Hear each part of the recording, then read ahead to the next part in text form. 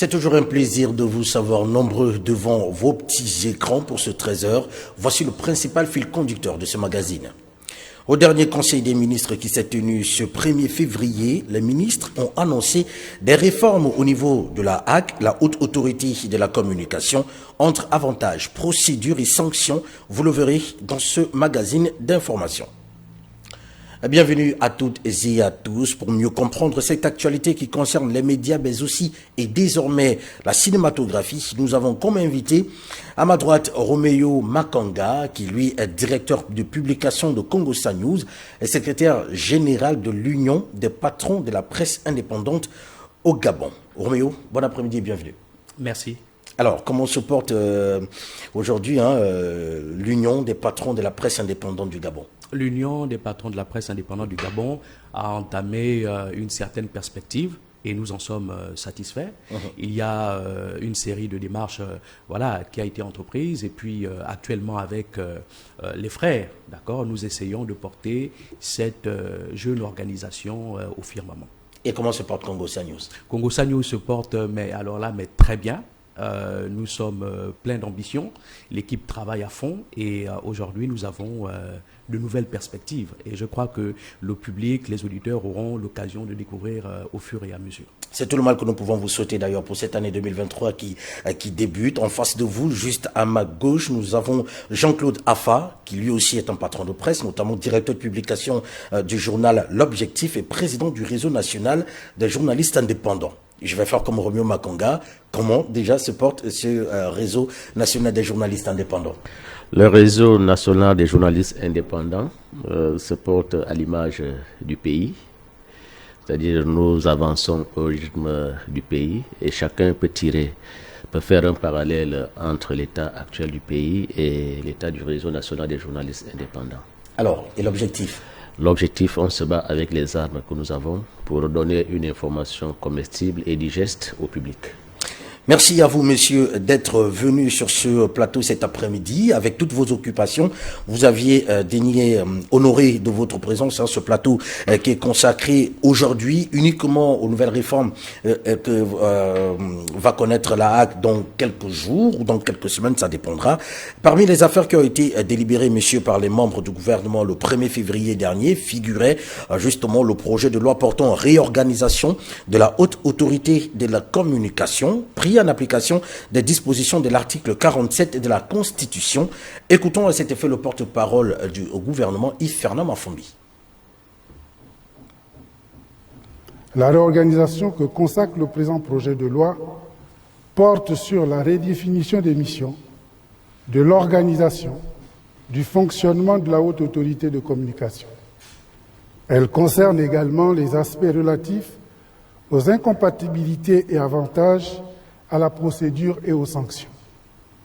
S'agissant particulièrement des attributions, le présent projet de loi précise la mission de la Haute Autorité de la Communication qui a désormais pour mission la régulation du secteur de la communication audiovisuelle, cinématographique, écrite, numérique et de la publicité. Concernant l'organisation et le fonctionnement, le nouveau texte consacre un nouvel encadrement et un fonctionnement plus optimal de la structure, comme il renforce par ailleurs les procédures applicables en matière d'intérim du président, des délais de traitement prolongés, ainsi que les sanctions désormais étendues et rendues dissuasives. Ainsi, en matière de sanctions, les nouvelles dispositions précisent que le commentaire des articles mis en ligne fondés sur les propos haineux, racistes, tribalistes ou d'images portant atteinte à l'intégrité morale, à l'honneur, à la cohésion sociale ou à la vie privée d'autrui, expose le directeur de la publication aux sanctions prévues par le présent projet de loi. Alors, messieurs les invités, de retour sur ce plateau après ce communiqué, cet extrait du communiqué final du Conseil des ministres qui s'est déroulé ce 1er février 2023, présidé par Ali Bongo, le président de la République au Palais de Bord-de-Mer. Alors, monsieur, la HAC qui est née sur l'ordonnance numéro 10/PR 2018 du 23 février 2018 va connaître encore des réformes. Alors, des réformes pour quel objectif, Romeo Makanga, selon vous? Justement, nous nous rendons simplement compte, à l'issue du dernier Conseil des ministres, qu'effectivement, en dehors de la communication, la HAC va également réguler le secteur de la cinématographie. Et pour moi, ça va quand même poser un certain problème sur la dénomination même de la HAC. On sait que la HAC, c'est la haute autorité de la communication, mais puisque désormais les missions vont être étendues, on imagine bien qu'il y aura quand même une réorganisation en ce qui concerne la dénomination, et pour que ça colle avec l'esprit même du projet de loi qui est actuellement en discussion. Donc je crois effectivement que s'il faille réorganiser tout ça, le secteur cinématographique également, il faut effectivement revoir la dénomination et peut-être aussi comprendre, peut-être donner quand même les raisons pour lesquelles ça n'a pas marché. Pourquoi enlever le secteur de la cinématographie, d'accord, pour le donner directement au niveau de la HAC, alors qu'il était sous la tutelle du ministère de la Communication. Qu'est-ce qui a changé véritablement? Qu'est-ce qui, dans le fond, dérangeait que la cinématographie, le volet cinématographie, soit sous la coupole du ministère de la Communication? C'est ce que nous ne comprenons pas. On espère simplement que il n'y aura pas comme une pesanteur, d'accord, des pesanteurs dans la gestion de tout ceci. Parce que déjà, le secteur de la communication, il est assez vaste, et on voit bien que la HAC est à bout de souffle sur beaucoup de choses. Est-ce qu'avec le secteur cinématographie, ça va justement arranger les choses? Oui, là est toute la question. C'est d'ailleurs la raison pour laquelle j'allais poser la question à Jean-Claude Affa. Aujourd'hui, le cinéma s'ajoute aux prérogatives ou encore aux missions de la haute autorité de la communication. C'est comme ça que jusqu'à présent ça s'appelle depuis 2018, parce qu'on va du CNC à la HAC. Alors, depuis cette transformation ou encore cette mise en place de cette entité hybride, on peut dire que la HAC a bien joué son rôle jusqu'ici. Jean-Claude Affa. Bien jouer le rôle, je ne pense pas. Parce que quand on transforme le CNC lors des accords d'Angoundjé, les membres du secteur communication avaient beaucoup d'espoir sur la nouvelle entité qu'est la HAC. Mais on se rend compte, après plus de 4 ans, que cet espoir n'a pas produit du fruit. Au contraire, c'est la désolation. Parce qu'aujourd'hui, si on fait un peu un compte à rebours des activités de la HAC, nous allons constater qu'elle a plus fouetté les médias. Il n'y a presque pas eu de séminaire de formation vis-à-vis des acteurs du secteur communication. Il a été plus père fouettard qu'encadreur. Donc là, on ne peut pas dire que la HAC a véritablement joué son rôle, en tout cas le rôle auquel les acteurs attendaient. C'est tout le contraire qui se produit. Est-ce que organiser des séminaires font partie des missions de la HAC, monsieur? Mais vous comprenez avec moi que vous ne pouvez pas prétendre aux sanctions sans éduquer au préalable. Donc, il faut d'abord éduquer, ailleurs, ça se passe. Les autorités de régulation sensibilisent, forment, éduquent les journalistes. C'est après éducation, c'est après sensibilisation qu'on peut parler de sanctions. Ça va de pair. Vous ne pouvez pas sanctionner si vous n'avez pas éduqué. Depuis 2018, quand même, il faut le dire que la HAC est chargée de la régulation du secteur de la communication. Elle veille en toute indépendance et impartialité au respect de l'expression de la démocratie, de la liberté de la presse sur toute l'étendue du territoire, à l'accès des citoyens à une communication libre, au traitement équitable par les médias publics et tous les partis politiques et associations politiques reconnues, ainsi que la société civile. Alors, voilà un tout petit peu, pour revenir un peu sur les missions de la HAC, parce que tout à à l'heure, vous parlez d'être une entité fouettarde. Est-ce que là, fouetter, comme disait Jean-Claude Affar, qui fait partie des missions régaliennes de la HAC, si on est peut-être un organe de presse qui n'est pas très ordonné, on mérite quand même les coups de fouet de la HAC, monsieur Makanga. On va quand même dire, moi, je vais rejoindre monsieur Affar. D'accord, monsieur Jean-Claude Affar, effectivement, je crois qu'avant d'en arriver à la sanction, il faut beaucoup de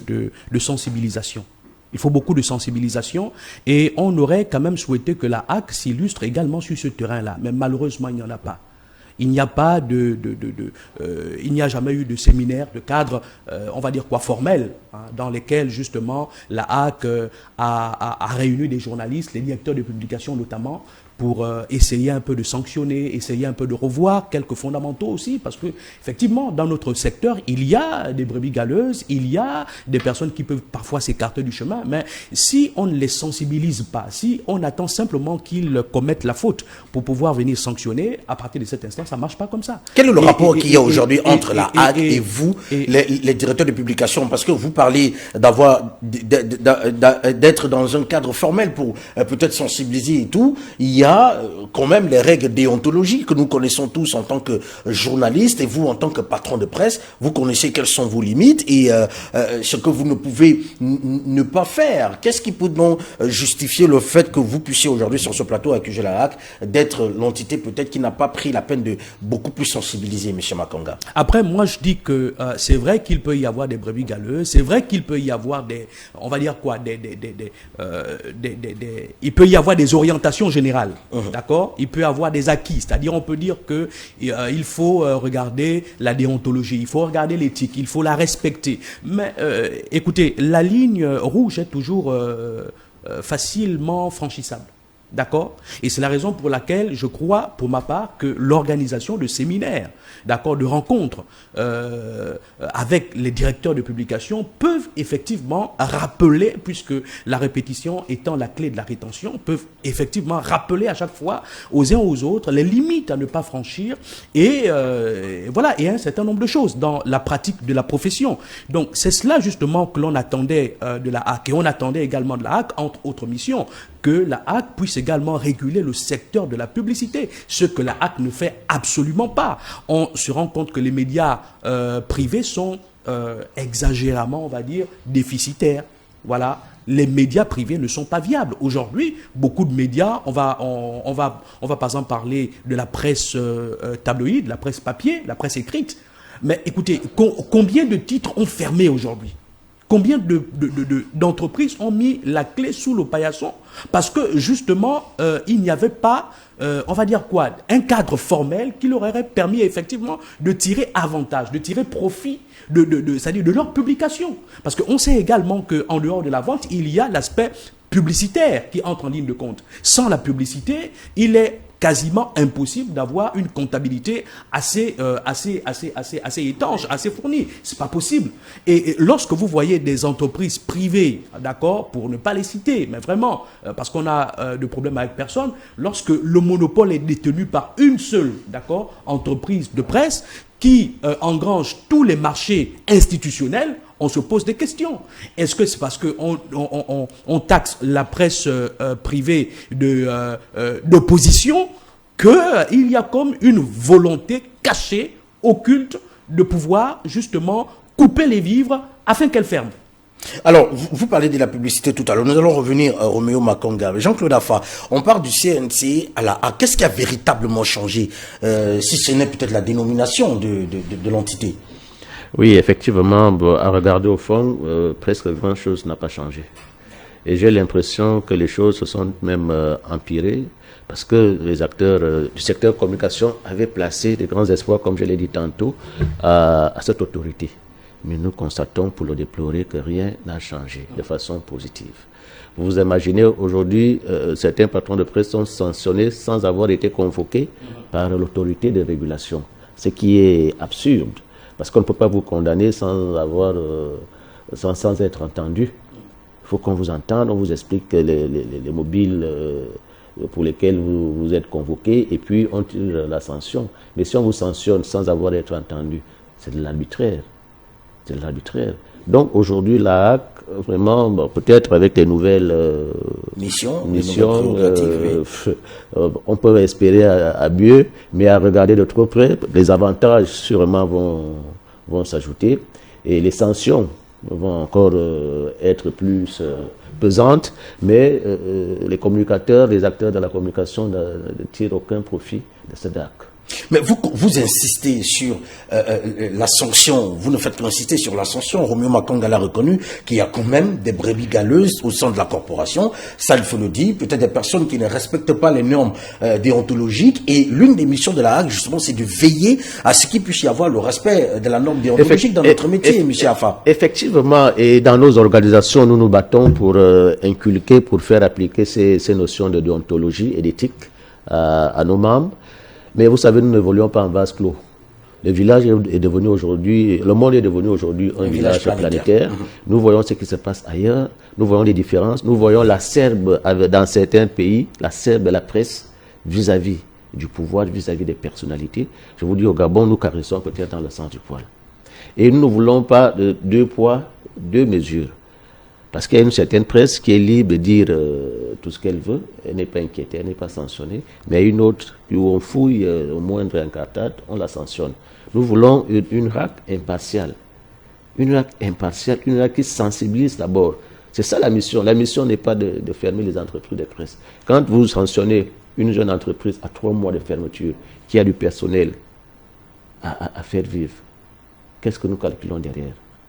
C'est pourquoi nous disons nous sommes une jeune démocratie. La presse gabonaise est très jeune par rapport à d'autres pays. Mon confrère a parlé aujourd'hui de la presse papier, tabloïde, qui est en train de disparaître. Pourquoi?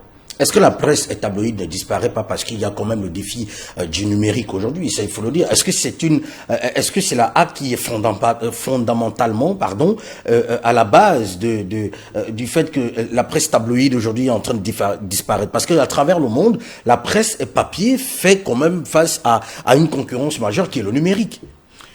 Oui, ben, vous savez, les vieux systèmes, on dit généralement qu'ils ne disparaissent pas, en fait. Mais ils s'adaptent, simplement. Alors, ailleurs, par exemple, vous allez constater que lorsque une presse naît aujourd'hui, une autre, d'accord. Et on a vu des médias qui étaient médias tabloïdes, qui ont évolué avec des sites en ligne pour se coller au numérique, parce qu'effectivement, le numérique est beaucoup plus rapide, c'est beaucoup plus explosif, ça va beaucoup plus vite. Donc, il y a simplement une question d'adaptation. Mais pour revenir sur l'émission de la HAC, moi, je suis tout à fait d'accord avec mon confrère Jean-Claude Afa. Effectivement, parce que la HAC a manqué une occasion, justement, d'organiser véritablement un secteur qui était c'est-à-dire qui était à bout de souffle. D'accord, c'est-à-dire avec la réorganisation du CNC en HAC, d'accord, on avait fondé beaucoup d'espoirs, mais malheureusement, on se rend compte que ces espoirs-là, ça tombe un peu dans le vide, parce qu'aujourd'hui, la HAC ne joue pas, mais vraiment ne propose absolument rien. Absolument rien. Il parlait tout à l'heure des sanctions. Une sanction doit être objective. Et nous pensons que les sanctions de la HAC, moi par exemple dans le cadre de l'exercice de mon activité, pour le compte de mon journal, nous avons été sanctionnés en découvrant simplement nos sanctions à la télé en 2019. Comment est-ce possible? C'est-à-dire qu'à aucun moment, nous n'avons été appelés par le régulateur.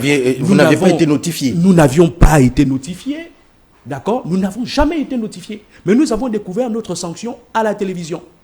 Au journal, c'est-à-dire vous regardez le journal de 20h sur le service public, vous voyez que justement on est venu prononcer une sanction, mais sans vous avoir consulté au préalable. Est-ce qu'on peut condamner quelqu'un sans l'avoir entendu? Ce n'est pas possible.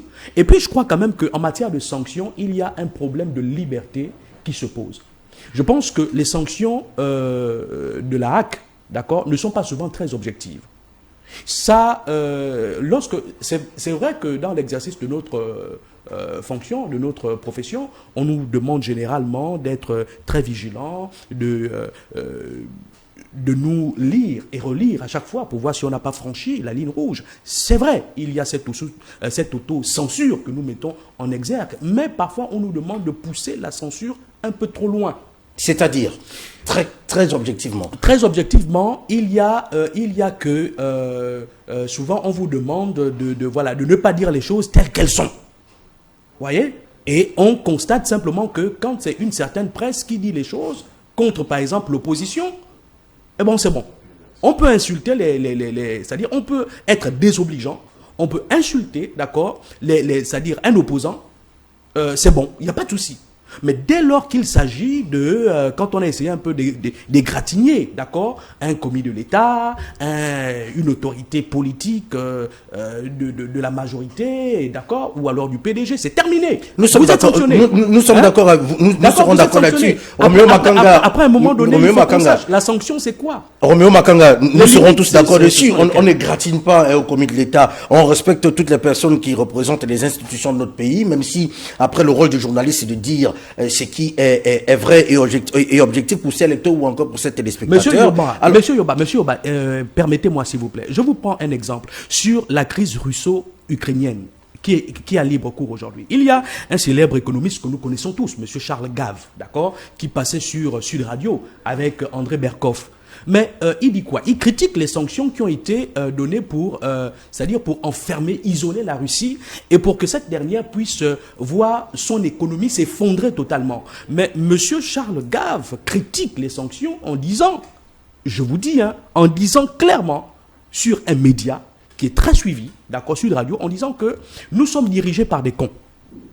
Et il commente, d'accord, son analyse, il argumente avec l'appui de André Berkoff qui, lui, justement, joue le rôle du modérateur. Et ce média n'est pas sanctionné. Jusqu'où? Mais je me dis que ça, au Gabon, votre chaîne, elle est fermée. Elle est fermée. Vous dites ça, elle est fermée tout de suite. Bon, revenons un peu, monsieur Makanga, sur justement les nouvelles missions de la HAC qui justement sont arrivées. Enfin, ça me fait rire de l'autre côté. Mais bon, toujours est-il qu'on a envie de poser la question de savoir, monsieur Jean-Claude Affa, à qui la faute à partir de cet instant? Est-ce que les journalistes se retrouvent un peu au sein de la commande de la cellule de la HAC, la haute autorité de la communication, ou bien il faudrait que peut-être on laisse les journalistes gérer la HAC, parce que vous estimez qu'il y a beaucoup de sanctions sans formation, sans interpellation, des sanctions arbitraires. À partir de cet instant, on a envie de poser la question de savoir, vous, en tant que patron de presse ou journaliste, qu'est-ce que vous faites à votre niveau pour justement être de manière équilibrée, en adéquation avec la HAC? Je crois que les responsabilités sont partagées entre les acteurs du secteur communication que nous sommes et les autorités de tutelle, la HAC, le ministère de la Communication, et ainsi de suite. Les responsabilités sont partagées et chacun devrait jouer son rôle. Nous, à notre niveau, nous le faisons déjà en sensibilisant. C'est vrai que l'environnement est très difficile. L'environnement est très difficile pour que ces jeunes respectent l'éthique et la déontologie. Il y a beaucoup de problèmes qui se posent. Mais les autorités, ou bien l'autorité, devrait prendre sa responsabilité aussi. Parce que si un journal a la publicité aujourd'hui, le journal peut bien vivre. C'est lui, le journaliste, qui était tenté à prendre une enveloppe pour écorcher X ou Y, ne va plus tomber dans la tentation. Mais si cette publicité n'est pas donnée de manière équitable, démocratique, vous voyez? Et puis on se regarde en chien de faïence, là, nous pensons que l'autorité est contre l'épanouissement de la presse. La presse pense que la HAC est là pour éteindre la presse. C'est ce climat-là qui règne et qui ne devrait pas régner. Et qu'est-ce qu'il faudrait justement pour qu'il puisse y avoir des relations saines entre la HAC, qui est l'autorité régulatrice du secteur communication, et des communicants eux-mêmes? Parce que tout à l'heure, vous ne faites qu'insister également sur la publicité. Rappelons que s'agissant particulièrement des attributions, le présent projet de loi précise la mission de la haute autorité de la communication, qui a désormais pour mission, messieurs, la régulation du secteur de la communication audiovisuelle, ce qui ne change pas à ce niveau, cinématographique, écrite, numérique et de la publicité. À partir de cet instant, je pense que cette nouvelle mission vient un peu répondre aux attentes des patrons de presse que vous êtes. Non. En fait, moi, je crois qu'il y a un problème. On ne peut pas confier à quelqu'un une mission sachant qu'il a déjà échoué les précédentes. C'est pas possible. Si vous avez échoué aux précédentes missions, comment vous en donner encore plus? C'est pas possible. Il faut quand même une auto-évaluation. En fait, on évalue quand même. On se dit, voilà, on audite en fait un système, on audite une organisation. Nous vous avions confié la gestion de tels paramètres. À quel niveau est-ce que ça a été rempli? À Mais quel niveau la ça a été publicité atteint? n'était pas encore dans les prérogatives de la HAC jusqu'à ce que ça puisse... Si. En fait, il faut peut-être dire ici que la HAC régule, avait le rôle de régulateur. C'est-à-dire elle ne pouvait pas permettre une publicité obscène, quelque chose qui choque l'opinion. C'est le rôle que joue la HAC. Mais dans les nouvelles dispositions, je crois qu'il devrait être question, n'est-ce pas, de gérer, parce que là même le projet de loi n'est pas très explicite. Est-ce que c'est toujours dans le cadre de la régulation? Est-ce que c'est tout dans le cadre de la régulation, ces nouvelles dispositions? Nous n'en savons rien. Et vous l'avez dit tantôt, il faudrait des échanges entre les autorités de la HAC et les acteurs du secteur. Parce qu'on a l'impression qu'il y a des murs qui nous divisent. Les nouvelles autorités sont là, je ne sais pas. La presse a été reçue de manière vraiment globale pour discuter des problèmes de la corporation. Je n'en sais rien, je ne pense pas. Puisque je suis président d'un réseau, je n'ai jamais été convié à une telle rencontre. Or, c'est en discutant, c'est en échangeant qu'on trouve des solutions. Et on se rend compte aujourd'hui que, excusez-moi, mais c'est le sentiment qui ressort, que la HAC est plus politisée. Nous avons des représentants là-bas, nous ne savons pas à quoi ils servent. Si vous avez des représentants, et quand même, mais effectivement, à partir de cet instant, ce sont peut-être des personnes qui sont, avec impatience de renouvellement, n'est-ce pas, de ces membres pour choisir d'autres qui auront, n'est-ce pas, une feuille de route bien claire. Mais ces représentants, c'est vous qui les avez choisis, quand même. C'est vous qui les avez choisis. Mais si aujourd'hui, peut-être la mission n'est pas essentiellement remplie, parce que, à vous écouter aujourd'hui, le téléspectateur risquerait de croire que la HAC, aujourd'hui, est gérée par des politiciens uniquement, alors que vous-même vous affirmez sur ce plateau qu'il y a des représentants des journalistes au sein de cette institution qui sont censés, justement, porter haut la voix des journalistes ou encore des médias. Monsieur Yoba, il y a un problème déjà. Il y a un problème, c'est que ça pose... En fait, le fonctionnement de la HAC en lui-même est déjà problématique. Problématique parce que l'ensemble des conseillers, on va dire, pour la majorité, qui sont envoyés pour gérer la haute autorité de la communication, sont cooptés par le politique. C'est le chef de l'État qui nomme, d'accord? C'est lui qui décide qui est président et qui va être un X, Y, Z, qui va occuper tel fauteuil. Donc, au niveau de la presse privée, nous n'avons que 2 représentants. Et vous savez, c'est comme dans une assemblée, c'est comme à l'Assemblée nationale. Si vous êtes majoritaire, vous tenez tous les leviers. Du coup, les opposants sont mis en minorité et ils ne peuvent plus rien agir. Tous les projets de loi passent. Donc, à partir de cet instant, qu'est-ce qu'il faudra? Qu'est-ce qu'il faut pour que... Oui, Monsieur Makanga, allons-y très rapidement. Parce que là, on a posé le problème et vous, en tant que des patrons de presse et des acteurs du secteur de la communication, qu'est-ce qu'il faudrait justement pour que la HAC puisse être en adéquation avec le monde des médias? Il faudrait clairement que la tête de la HAC ne soit pas politisée. C'est d'abord ça fondamentalement le problème. Le problème, c'est que la tête de la haute autorité de la communication a déjà fait son allégeance au pouvoir. Il est du pouvoir. Il accomplit toutes les dispositions, les orientations, les instructions du pouvoir. De fait, le pouvoir qui est dans une forme de répression sur les médias privés qui n'arrivent pas à entrer dans les lignes, tout de suite l'exerce. C'est ça le problème déjà. Il faudrait qu'il y ait une refonte de tout.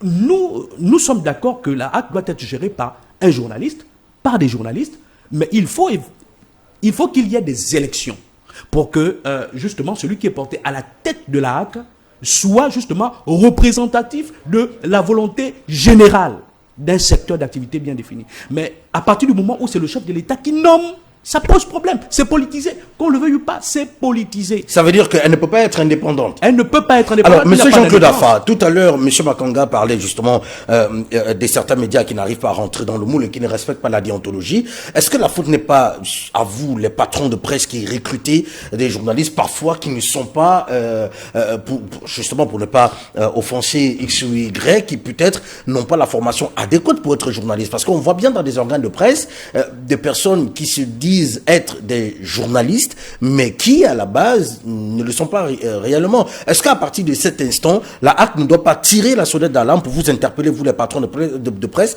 pour demander à ce que vous puissiez déjà vous-même assainir votre entreprise afin que vous puissiez répondre aux normes? Bien sûr, je l'ai dit tantôt que les responsabilités sont partagées et à ce niveau, nous, les organisations, les responsables des médias, nous sommes plus que responsables. Nous sommes plus que responsables et nous le faisons. Mais on voit quand même des dérives un peu chaque jour sur Internet ou encore même dans la presse papier qui tend à disparaître, comme l'a précisé M. Makanga. Il y a des articles truffés de fautes, il y a des articles parfois qui ne reposent sur rien et ainsi de suite. Tout un problème de déontologie. Et on questionne aussi la responsabilité de vous, les patrons de presse. Vous savez, le monde de la presse connaît des problèmes. Et je pense que ce n'est pas en instituant les nouvelles sanctions que nous allons les résoudre. Il y a des problèmes profonds que nous devons résoudre dans ce domaine-là. Dans ce domaine. J'ai entendu parler d'une école de communicateurs. Je ne sais pas à quel niveau elle se trouve. Et c'est comme un champ de maïs. C'est comme un champ de maïs. Quelqu'un se lève dès qu'il a des petites notions d'infographie, il crée son site, il pique des articles là, il colle là-bas et il anime son site. Il y a des mercenaires, on ne peut pas se le cacher. Mais pour résoudre ces problèmes-là, il faudrait que nous tous nous retrouvons autour d'une table. Je vous prends l'exemple de la carte de presse du ministère, instituée par le ministère, qui est officielle. Mais il y a, dans certains ministères, vous la présentez, vous vous dites non, on ne la connaît pas. Elle n'est pas considérée même par le gouvernement. Et pourtant, c'est cette carte qui devrait faire la différence. Cette carte qui devrait faire la différence parce qu'il y a une commission qui siège. Mais si elle n'est pas considérée, qu'est-ce qu'on va considérer finalement? C'est ça. C'est pourquoi je dis les responsabilités sont partagées. Nous reconnaissons que le milieu est défavorable actuellement à l'épanouissement de la presse. Parce qu'il y a des goulots d'étranglement. Je ne parlerai pas de la subvention qui est passée de 500 millions à 120. Donc il y a des problèmes que nous devons résoudre, il y a des problèmes sur lesquels nous devons nous pencher. La HAC a son rôle à jouer. Le ministère de la Communication a son rôle à jouer, mais nous, les acteurs, nous avons la plus grosse part de responsabilité dans cette affaire. Parce que moi, je ne peux pas dire à un X de ne pas publier sur son site. Ce n'est pas de mon devoir. Je peux dire, envoie des papiers, on va regarder, mais il faut un brin d'humilité pour qu'il envoie des papiers à son aîné pour corriger. Donc, vous voulez nous faire comprendre sur ce plateau que la HAC ne joue pas déjà son rôle premier, qui est celui de réguler, mais joue plutôt un autre rôle qui est surtout celui de sanctionner. Alors, qu'est-ce qu'on peut comprendre à travers cette phrase pour dire, concernant l'organisation et le fonctionnement, le nouveau texte consacre un nouvel encadrement et un fonctionnement plus optimal de la structure, notamment la HAC, puisqu'il s'agit de cette structure-là, comme il renforce par ailleurs les procédures applicables en matière d'intérim du président, des délais de traitement prolongés ainsi que des sanctions désormais étendues et rendues dissuasives. Romain Makanga. Oui, tout cela c'est bon sur le papier, c'est beau. Effectivement, il fallait clarifier ces aspects sur l'intérim du président, ainsi de suite. Je pense qu'on a eu un problème dernièrement lorsque le premier président a été quelque peu invalide, d'accord, donc incapable d'assumer pleinement ses rôles de président. On a bien vu que la haute autorité de la communication était en difficulté. Donc il fallait, effectivement, c'est autant de points qu'il fallait repréciser, parce que dans la plupart des actions qui étaient, les actions administratives, je veux dire, qui étaient entreprises, d'accord, du côté de la haute autorité de la communication, c'était vraiment compliqué.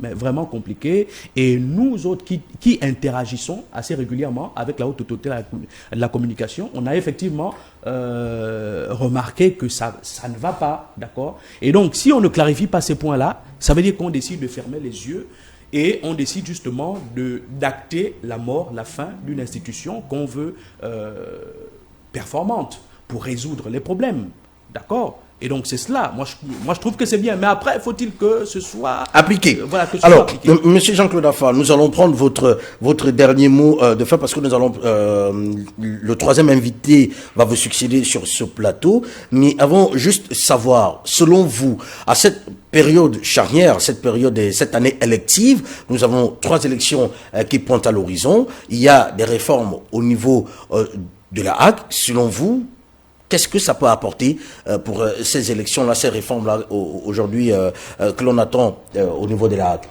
Bon, avant de répondre, je réagirai d'abord par rapport aux sanctions prévues. C'est vrai que c'est encore un projet de loi, mais nous savons ce que les projets de loi donnent toujours dans ce pays, parce qu'ils passent toujours comme des lettres à la poste au Parlement. Mais j'aurais souhaité que le ministère en charge des relations constitutionnelles invite, avant d'accoucher ce projet de loi, invite les acteurs du secteur communication. Parce que j'ai lu, là, ils ont dit que les commentaires liés à un article incombent désormais aux directeurs de publication. Je me pose la question si certains veulent inventer la roue dans ce pays, ou bien ils veulent créer un problème où il n'en existe pas. Vous imaginez, vous publiez votre article que vous postez, quelqu'un peut le prendre et le transférer dans un autre espace, et tous les commentaires qui sortent de cet article vous incombent la responsabilité. Vous croyez que c'est possible? Vous croyez que c'est raisonnable? Moi, je ne pense pas. Je ne pense pas. C'est vrai qu'il y a des méthodes de contrôle sur votre site. Quand quelqu'un fait un commentaire désobligeant, vous pouvez le supprimer. Mais vous ne pouvez pas contrôler toutes les plateformes. Toutes les plateformes. Alors, moi, je dis, c'est un projet de loi. Si le Parlement pouvait bien regarder, c'est vrai qu'ils sont tous dans la même ligne. Mais il y a des choses qu'il ne faudrait pas mettre en place au risque d'écorner, n'est-ce pas, l'image de notre pays. Parce que nous voyons ce qui se passe ailleurs. Quand on voit ce genre de projet de loi, on a l'impression qu'on veut bâillonner la presse, et ça ne sert pas.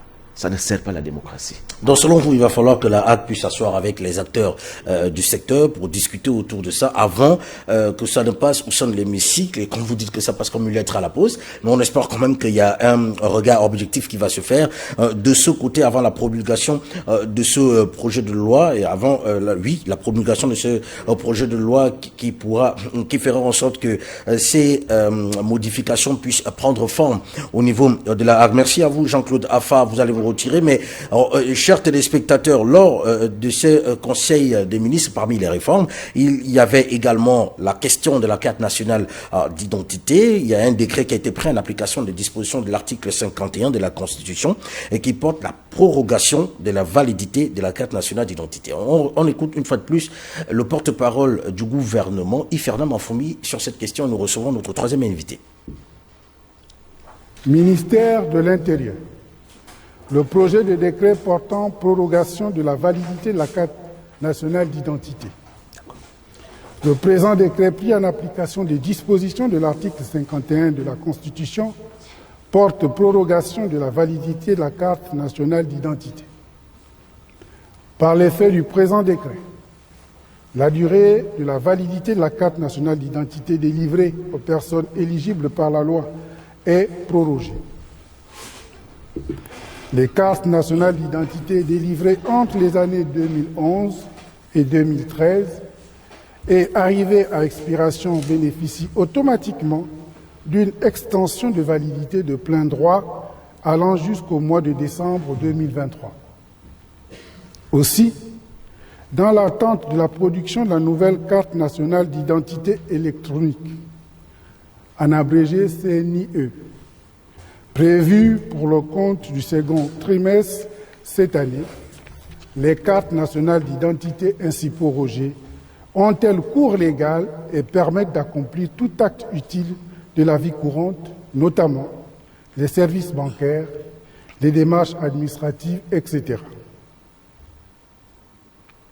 Retour sur ce plateau avec nos invités. Cette fois, c'est Justin Ngonga qui a remplacé Jean-Claude Affa sur ce plateau.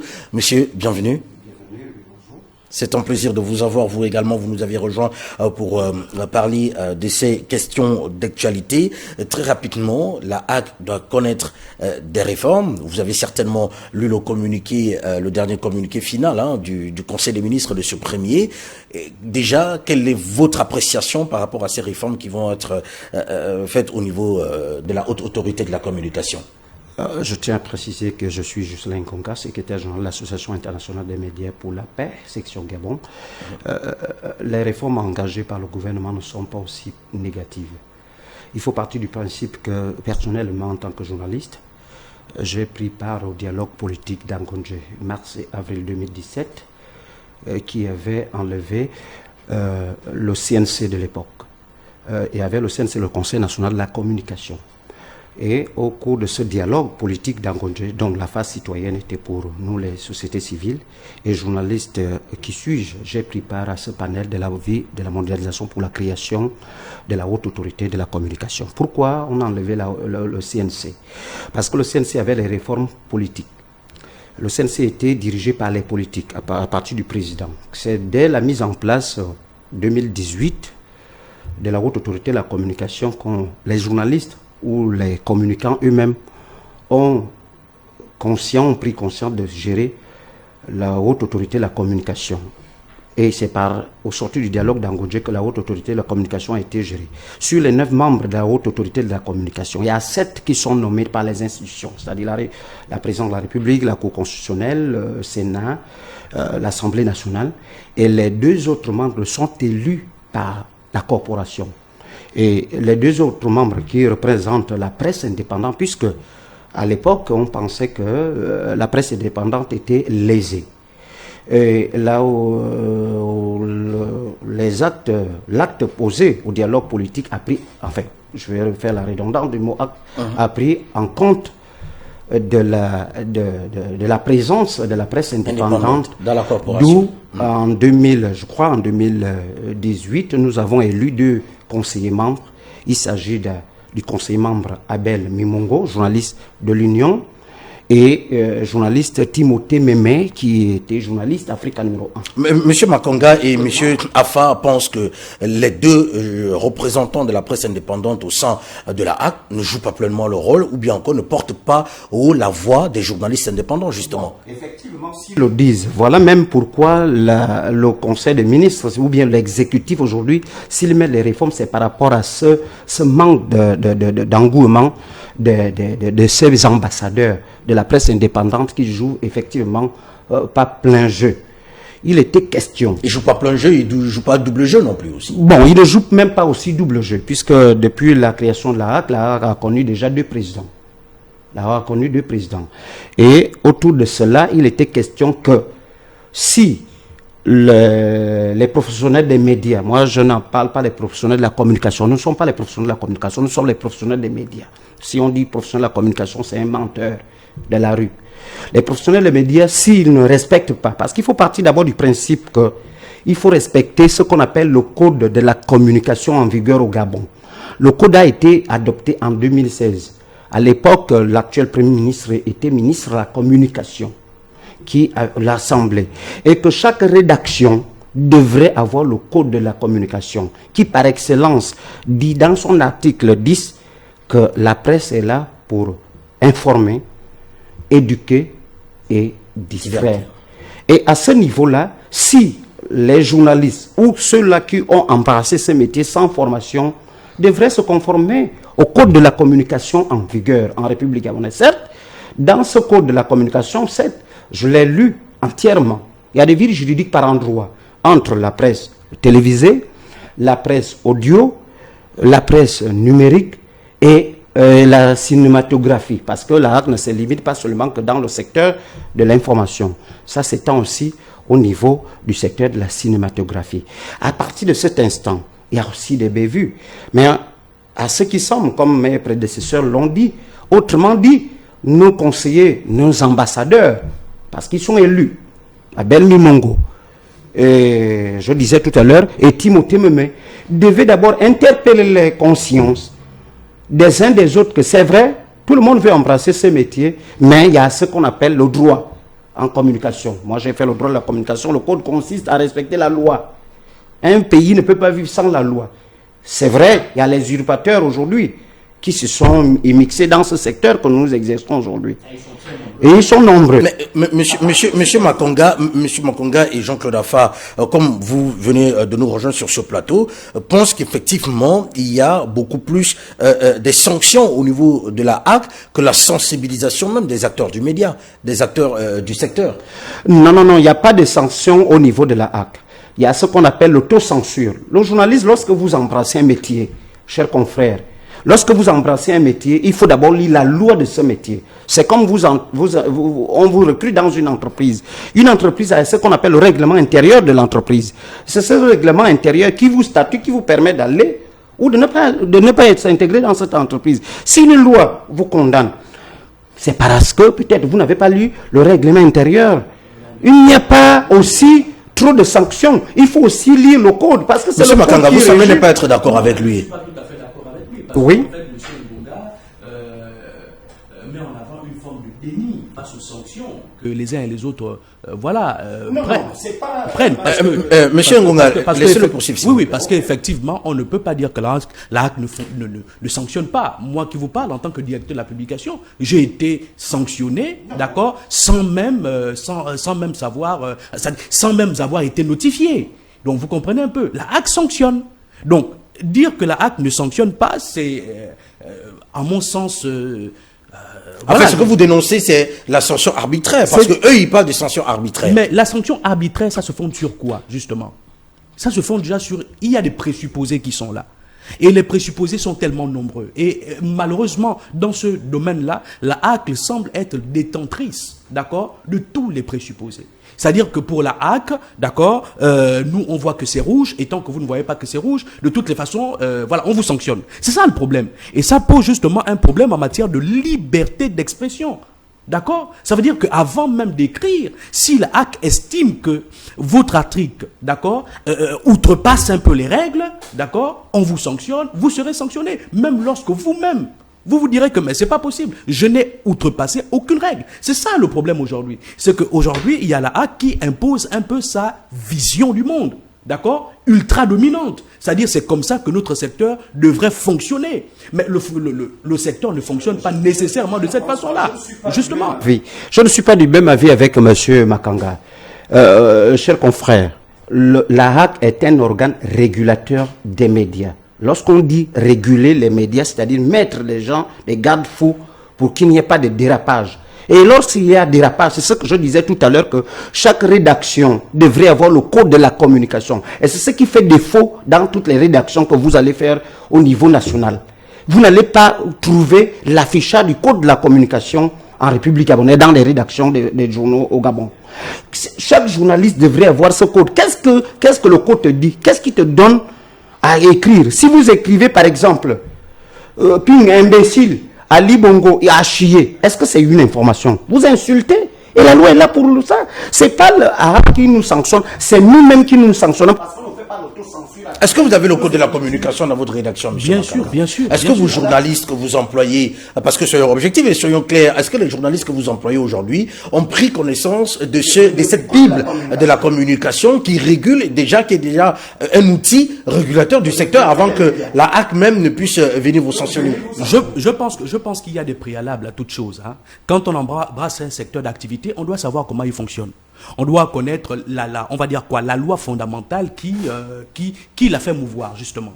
Et ne pas prendre en compte le code de la communication, c'est un peu comme, je sais pas, être un usurpateur. C'est-à-dire, c'est s'exposer à tout. Parce qu'il faut bien savoir comment ça fonctionne. Et ça, il n'y a pas que les rédactions qui devraient dire à leurs journalistes, d'accord, s'il vous plaît, M. Ngonga, juste terminer. C'est-à-dire, il n'y a pas que le directeur de la publication qui doit dire aux journalistes, vous devez avoir le code de la communication. Mais le journaliste lui-même doit savoir qu'il doit savoir le code de la communication et qu'il doit faire un effort intellectuel de pouvoir le lire. C'est ça le problème. Le lire et le comprendre. C'est ça le problème, et le comprendre. Mais le problème qui se pose, c'est celui de la formation. Et comme on disait tantôt, il y a trop de personnes arrivées dans cette formation, d'accord, dans cette corporation par infraction. Et c'est justement ce nettoyage-là qu'il faut faire. Parce qu'on ne peut pas avoir, on ne peut pas être, on va dire quoi, en 2016, on était vendeur de, je ne sais pas, de tomates, et puis voilà, en 2023 ou en 2022, on est grand journaliste, super journaliste. On est même propriétaire de médias. Bon, on est même propriétaire de médias. Ça pose un problème. Si peut-être on a été dans ce milieu de formation et que peut-être les circonstances de la vie aidant, on n'a pas trouvé le moyen de se positionner et que par la suite on en trouve, ok, il n'y a pas de problème. Monsieur Makanga, on va permettre à Monsieur Ngonga peut-être de poursuivre parce que lui il a pris l'émission en cours, il nous a rejoint sur ce plateau il y a quelques minutes. Rebondir encore peut-être sur ce que vous dites ou peut-être compléter avant qu'on ne sorte de ce sujet pour parler justement de la question de la carte nationale d'identité dont le délai de validité a été prorogé. Oui, allez-y Monsieur Ngonga. Exactement, vous vouliez rebondir sur ce qu'il est en train de dire. Et effectivement, je déplore l'exécutif gabonais, puisque le Gabon est le premier pays en Afrique subsaharienne à avoir la radio, puisque la radio est née en 59 au Gabon. Autrement dit, on devrait avoir une école supérieure en matière de formation des journalistes et communicants. Mais malheureusement, le Gabon ne l'a pas. Le seul secteur qui est mis dans la poubelle, qui est symbolisé, excusez-moi entre guillemets, hein, la poubelle, parce que la poubelle on jette tout, où tout le monde embrasse sans formation, sans quoi, c'est le journalisme au Gabon, c'est la communication. C'est ça le bémol. Malgré, on fait souvent des assises à chaque ministre qui arrive, il y a des associations des médias qui font des fortes propositions à chaque ministre, mais rien ne voit le jour. Si réellement, on avait une école de formation de journalistes, on devait réguler, vous voyez un peu par exemple au niveau de la santé, le gouvernement a annoncé le recrutement de beaucoup de médecins qu'on va affecter avec la réouverture d'école de santé de Makoko Mouela, mais on n'a jamais dit une école de journalisme. Mais le Premier ministre, lors de sa politique, la présentation de sa politique journal, il a parlé seulement de la symbiose entre les médias et l'exécutif. Mais il ne va pas parler d'une école de formation. Je vous dis très sincèrement. Mais il y a une école de formation qui était prévue. Lui-même, quand il était ministre de la communication, il avait promis qu'en Gondje, une école de la communication devait être ouverte pour former les journalistes. Mais aucune école n'a vu le jour, malheureusement. Il y a seulement un département qui avait vu le jour. L'université, même là aussi, à l'université Omar Bongo, même là aussi, le département est mi-figue, mi-raisin. Ça ne fonctionne plus. Ce que je pourrais dire ici, c'est à nous, les patrons de presse. En fait, j'interpelle à ce niveau-là les patrons de presse. Moi, je préfère, on dit souvent que vaut mieux mourir comme une gazelle heureuse que de mourir comme un éléphant malheureux. Ça veut dire quoi? Vaut mieux avoir un seul professionnel dans les médias que d'avoir une pléthore de la poubelle. Et vous faites bien d'interpeller les patrons de presse parce que vous avez en face de vous le secrétaire général de l'Union des patrons de presse indépendante au Gabon. On espère que le message est passé, M. Makanga, et que vous allez peut-être vous dans votre corporation, pour ne pas peut-être exagérer sur le mot, dans votre association, dans votre union, vous allez dès peut-être à présent prendre en considération le fait que vous ne deviez pas prendre n'importe qui comme journaliste dans votre média et pouvoir mettre l'accent sur le code de la communication. Monsieur, tout à l'heure, on a suivi la déclaration du porte-parole du gouvernement, monsieur Yves-Fernand Manfoumbi, qui parlait justement de la question de la carte nationale d'identité, dont la prorogation de la validité, la validité a été prorogée encore pour un bon nombre de temps. Pour ceux qui ont établi leur carte nationale d'identité entre 2011 et 2013, peuvent encore utiliser cette carte nationale d'identité. Déjà, monsieur, votre appréciation par rapport à cette annonce qui a été faite? Ben pour moi, les choses sont claires. Hein. Désormais, on est situé. Il s'agit d'un aveu d'échec du gouvernement. Parce que il y a très longtemps déjà que les cartes devaient être produites. Elles ne l'ont jamais été. Il y a des engagements qui ont été pris, d'accord, à ce sujet-là. Mais malheureusement, rien n'y a été. On pensait que justement, quelques mois avant la tenue des élections générales, qu'il y aurait quand même, on va dire quoi, une prise de conscience et qu'on amène véritablement la machine à être mise en branle. Mais malheureusement, rien. Et aujourd'hui, on nous dit qu'il y a un projet de décret qui proroge justement la validité des cartes périmées. c'est absurde. Mais vous parlez tout à l'heure peut-être d'une prise de conscience. Est-ce que l'État ne fait pas là, parce que vous parlez d'un vœu d'échec, est-ce que l'État ne fait pas preuve peut-être de bonne conscience, comme il le disait tantôt tout à l'heure, pour permettre aux citoyens qui est déjà handicapés par ce manque de fabrication de cette pièce très importante dans la gestion, dans des gestions administratives, en prorogeant justement la validité de ces pièces-là? Je pense que l'État fait preuve de conscience. S'il faut peut-être paraphraser l'expression du ministre d'État en charge de l'Intérieur, le ministre d'État en charge de l'Intérieur parlait d'un partenariat avec une entreprise adjudicataire qui établissait ces cartes et qu'ils ont rompu le partenariat et que le partenariat n'est pas au Gabon et à l'extérieur. Bon, la décision gouvernementale, ce que moi je peux dire, ne doit pas rester juste par les lèvres. Il faut écrire aux banques, il faut notifier, parce que nous avons des problèmes. Si vous me donnez le chèque, monsieur, tout de suite, et que vous amenez cette pièce, vous aurez du mal à toucher cet argent. Parce qu'il faut notifier cette décision. Le fait que le gouvernement a dit, c'est bien, mais il faut traduire ça en acte, en notifiant toutes les administrations, surtout les administrations bancaires, où on a des difficultés à retirer l'argent à travers les récépissés, parce qu'il faut appeler ça comme ça, sont des récépissés jusqu'à l'heure actuelle de cette carte nationale d'identité que beaucoup nombre de Gabonais nous avons et que nous avons du mal à retirer de l'argent. Parce que si vous passez au poste police, ouais, vous allez passer, il n'y a pas de problème. Mais si vous allez dans des établissements bancaires, vous aurez des sérieux problèmes. Donc, le gouvernement doit faire asseoir tous ces établissements bancaires pour dire voilà la décision que nous avons prise, mais pas par verbal parce que l'administration n'est pas verbale, mais par écrit. Écrit ces instructions. Pensez-vous que ce n'est pas encore fait parce que lorsque ce sera promulgué, voilà, les structures financières le sauront. Ça, c'est ce qui est clair. Voilà. On dit alors que oui, non, mais pour on a toujours vécu ça. Non. Il y a des décisions qui sont prises en conseil des ministres. Non. Mais lorsque vous arrivez dans un cabinet ou bien dans une institution privé ou public, on vous dit non, on n'a pas ça. Monsieur Ngonga, vous êtes bloqué. Monsieur Ngonga, j'ai du mal à penser que dans ces établissements financiers, d'accord, il y ait des idiots à la tête. Hein. Moi, je crois que ce sont des personnes qui connaissent bien la loi, comment ça fonctionne, et ils savent très bien que lorsque ce sera promulgué, eh ben, ils vont s'exécuter. Moi, le problème n'est pas là. Le problème, je le disais tantôt tout à l'heure, c'est que il y a cet aveu d'échec du gouvernement, d'accord, dans la traduction, mais alors là, à la lettre de son incapacité à produire des cartes, d'accord, des cartes nationales d'identité. Mais le ministre, mais on a quand même dit que ça va se faire dans le deuxième trimestre. Au deuxième trimestre de cette année, on va établir les cartes nationales d'identité. Ça, on l'a dit lors de ce conseil de ministres. Mais non, monsieur Yoba. Monsieur Ngonga, permettez. Monsieur Ngonga, s'il vous plaît. Le gouvernement dit ceci.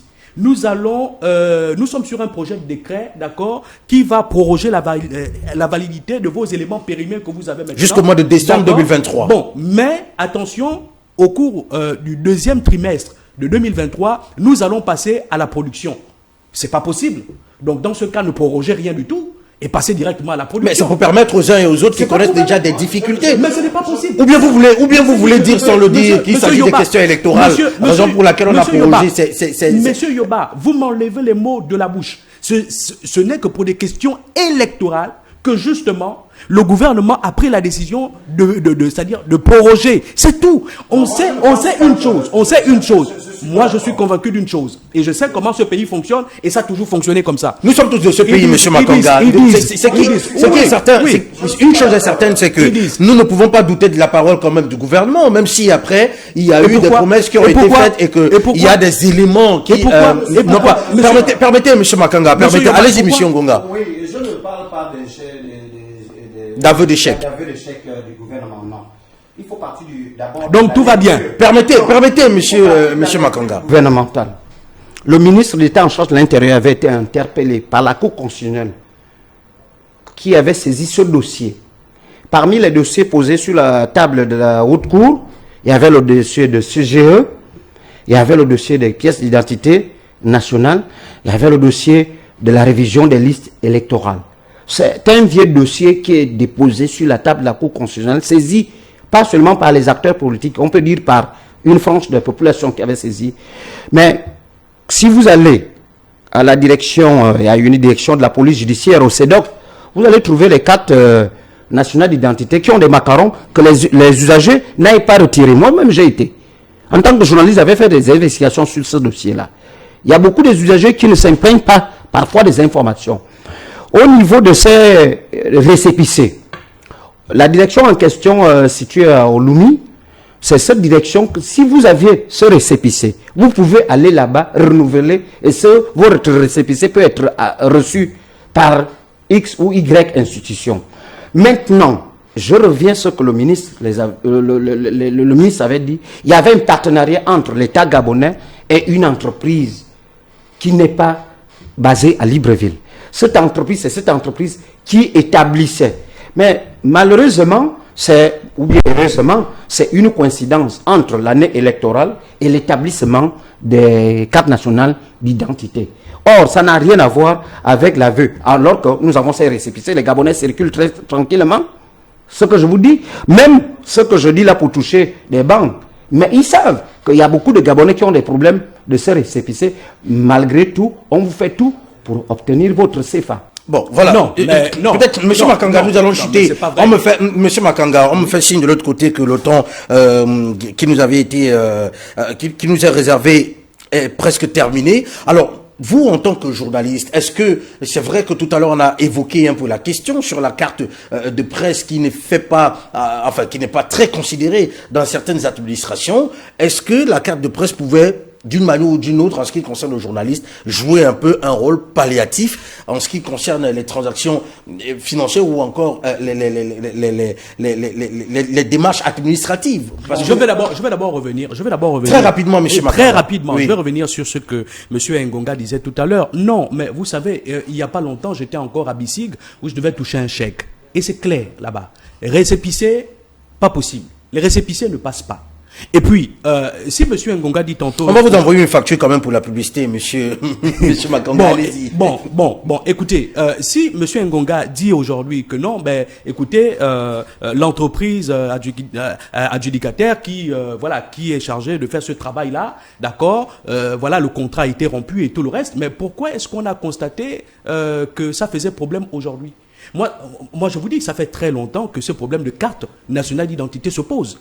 Et on n'a jamais rien fait pour soulager les démarches, justement, des compatriotes. Le problème s'est toujours posé. Et de l'autre côté, pendant que les cartes nationales d'identité ne sont pas produites, eh ben, les cartes de séjour, elles, sont produites à foison. Les gens, c'est-à-dire, les machines sont disponibles. Les machines existent, curieusement. Mais pour produire la carte nationale d'identité, ce n'est pas possible. Il faut faire des annonces à la veille des élections présidentielles. Ce n'est pas possible. Ce n'est pas possible. Ça va faire l'objet d'un autre débat. Ce n'est pas possible. Makanga, maintenant, pour venir, voilà, oui, très rapidement. Maintenant, pour en revenir, très rapidement également. La carte de presse, ce n'est pas possible qu'elle soit considérée comme un palliatif, parce qu'on sait qu'aujourd'hui, comme palliatif à la carte nationale d'identité, il y a le passeport. D'accord? Vous présentez un passeport en bonne et due forme, en pleine validité, vous touchez votre argent, il n'y a pas de souci. Vous faites toutes vos démarches administratives avec. Il n'y a pas de souci. Mais peut-être revenir sur l'importance que l'on devrait conférer à la carte de presse. Parce qu'aujourd'hui, effectivement, il n'y a pas un rapport qualitatif avec la carte de presse. La carte de presse ne sert, si ce n'est en dehors, on va dire, de la reconnaissance qu'elle vous donne en tant que professionnel des médias, en tant que journaliste, d'accord, mais la carte de presse ne vous donne absolument rien, alors qu'elle devait nous accorder des facilités. Les journalistes réclament d'ailleurs un statut particulier. Parce que nous sommes dans un secteur essentiel, je le rappelle, nous sommes dans un... Là, on me fait signe qu'il faut que je puisse atterrir. Monsieur Ngonga, très rapidement. Oui, c'était votre mot de fin. Je vous dis très rapidement, c'est le code de la communication qui légifère la carte professionnelle de presse. Voilà pourquoi je disais, chaque rédaction devrait avoir le code de la communication. Et s'il fallait parler de certains des avantages de cette carte professionnelle de presse, il y a beaucoup d'avantages là-dessus. Aujourd'hui, si vous voulez créer une entreprise de presse, il faut que les rédacteurs qui font partie de votre entreprise de presse soient détenteurs plutôt de cette carte professionnelle de presse. Sinon, vous n'allez pas, ce serait pas facile. Monsieur Makanga peut me le dire, puisque nous avons été une fois dans les commissions en matière de partage des bénéfices, des avantages, de l'appui au gouvernement en matière de la presse. Autre avantage, je peux vous le dire, par exemple, ceux qui vont au nord, l'agence transporteur voyage a un partenariat avec... On va aussi également vous envoyer... un partenaire, je suis obligé de... très sincèrement, l'agence de voyage terrestre, transporteur voyage, a un partenariat avec le ministère de la Communication. Ça veut dire, si vous allez au nord, mais sauf que ce partenariat devait s'étendre avec toutes les agences de transport, que ce soit maritime, fluvial et autres. Mais aujourd'hui, si vous allez au nord, et qu'au nord, là où ça paye 10 000, le trajet par exemple, OIM, Libreville, si c'est 10 000, le journaliste va payer 8 000. Si c'est Habitam, c'est 12 000, le journaliste paye... Une sorte d'ACNAMGS pour les Gabonais. Merci à vous, pour les journalistes, pardon. Merci à vous, monsieur. Je rappelle que Roméo Makanga, vous qui êtes à ma droite, vous êtes le directeur de publication de Congo Sun News et le secrétaire général de l'Union des patrons de la presse indépendante du Gabon. Avant vous, monsieur Ngonga, on avait Jean-Claude Afa, qui lui est directeur de publication du journal L'Objectif et président du réseau national des journalistes indépendants. Et là, vous avez Justin Ngonga, qui est le secrétaire général. L'Association internationale pour la paix. Voilà. Section Gabon. Merci à vous, monsieur, d'être passé sur ce plateau. Un sujet très intéressant. Nous allons vous inviter pour un autre plateau pour parler de ces questions. Mais vous, chers téléspectateurs, aussi dans l'attente de la production de la nouvelle carte nationale d'identité électronique, en abrégé CNIE, prévue pour le second trimestre de cette année, les cartes nationales d'identité ainsi prorogées ont-elles cours légal et permettent d'accomplir tout acte utile à la vie courante, notamment les services bancaires, les démarches administratives et bien d'autres. Ça fait partie, en fait, ça vient du communiqué final du Conseil des ministres du 1er février dernier. Merci à vous, messieurs et dames, d'être restés devant vos petits écrans. Nos programmes se poursuivent où que vous soyez sur nos plateformes YouTube, Twitter, Facebook et Instagram. À lundi, 13h.